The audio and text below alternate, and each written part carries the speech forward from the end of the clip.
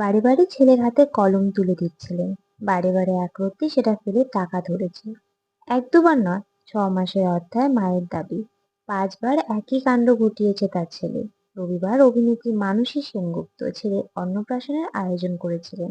সেখানেই ছেলে একাধিকবার টাকা ধরায় মানসী বললেন, অর্থই সব। বুঝে গিয়েছে ছেলে। যদিও ছেলে টাকা ধরায় মানসী খুব বেশি খুশি হতে পারেননি।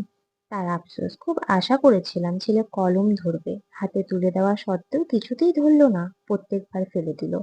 তারপর নিজেকেই সান্ত্বনা দিলেন। জানালেন, পড়াশোনা একটু কম শিখলেও ক্ষতি নেই, অধ্যায় যেন মানুষের মতো মানুষ হয়। সকাল থেকেই হই হই ব্যাপার সেনগুপ্ত বাড়িতে। অন্নপ্রাশন মানে ছেলের যেন হাফ বিয়ে, জানালেন ছোট পর্দার খলনায়িকা। ছেলেকে তাই হলুদ পাঞ্জাবি ধুতি টোপরে সাজিয়েছিলেন, কিন্তু এত সাজগোজ লোকের ভিড় থেকে ঘাবড়ে গিয়েছে মাস ছয়েকের অধ্যায়।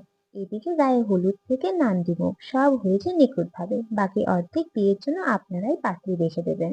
একদিনই হাঁপিয়ে গিয়েছে, হাসতে হাসতে দাবি মানসী এও জানালেন তিনি খুবই শান্ত শাশুড়ি, ছেলে বৌমাকে দিব্যি সামলে নিতে পারবেন। ছুটির দিনে উদযাপন।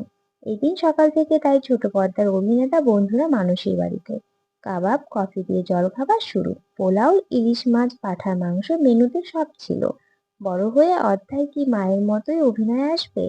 আমার ইচ্ছে ক্রিকেট খেলবে, বাকিটা সময় বলবে, মিষ্টি হেসে বললেন মানসী। তো বন্ধুরা, এই নিয়ে তোমরা কি বলতে চাও কমেন্ট করে জানাও। ভিডিওটি ভালো লেগে থাকলে লাইক কমেন্ট করে শেয়ার করে দিও। আমার চ্যানেলে নতুন হয়ে থাকলে চ্যানেলটি সাবস্ক্রাইব করে দিও।